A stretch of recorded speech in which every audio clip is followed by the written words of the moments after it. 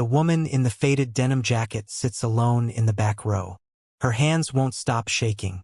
Around her, families laugh and snap photos, but she keeps her head down, fingers tracing the ink on her forearm. The same tattoo she's hidden for 23 years. Then, across the auditorium, a Marine captain's eyes lock onto her arm. His face goes white. He's moving through the crowd now, pushing past families, his jaw tight. Everyone's staring. But what he whispers when he reaches her, it changes everything. Her name is Claire Matheson. Today, she's watching her son Marcus receive his college diploma. But she almost didn't come, because the last time she wore short sleeves in public, someone spit on her, called her a wannabe, said women like her disrespected real Marines. So for over 2 decades, she's kept the Eagle, Globe, and Anchor covered.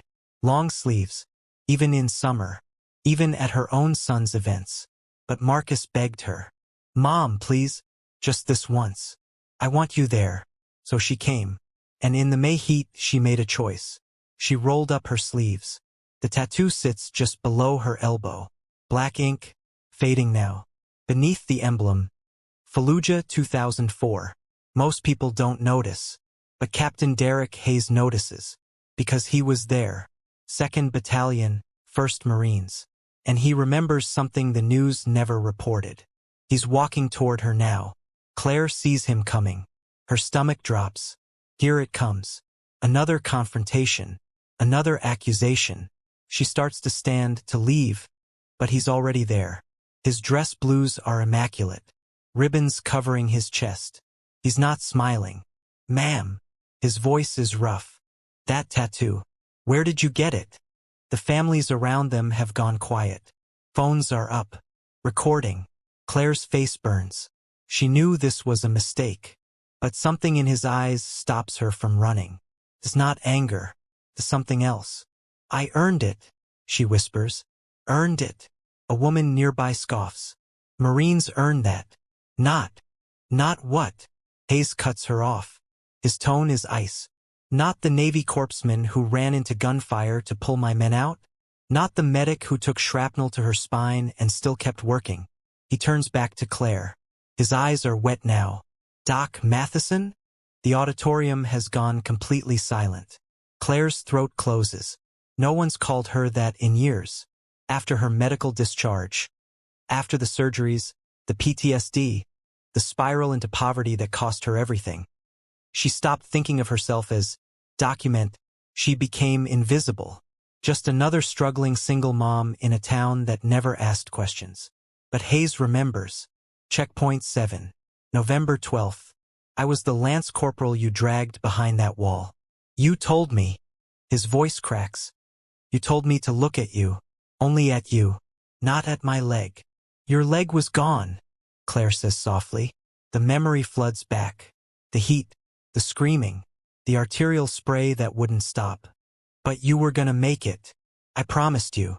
You saved 6 Marines that day." Hayes is openly crying now, and he doesn't care who sees. "6 of us went home because you ran toward the explosion when everyone else hit the deck. And I never." He swallows hard. "I never got to say thank you." He steps back, comes to attention, and in front of 300 people, Captain Derek Hayes, decorated officer, Bronze Star recipient, commander of men, salutes a woman in a thrift store jacket. Claire's hand rises on instinct, muscle memory from another life.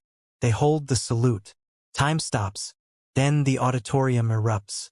Not polite clapping. Thunderous, standing, tear-soaked applause. The woman who scoffed is covering her mouth, sobbing. Marcus is pushing through the crowd, cap and gown forgotten, and when he reaches his mom, he finally understands. All the nightmares, all the pills, all the years she worked 3 jobs and never complained. His mom wasn't broken.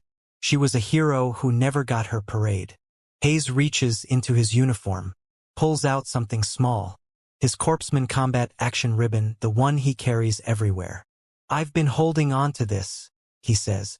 "Waiting to find you. It's yours." Claire takes it with trembling fingers. The weight of it is nothing. The meaning is everything. As the ceremony resumes, She doesn't sit in the back anymore. Hayes makes room for her in the front row, with the other veterans, where she always belonged. Some tattoos tell stories the world needs to hear. What's a moment when someone's past surprised you? Drop it in the comments.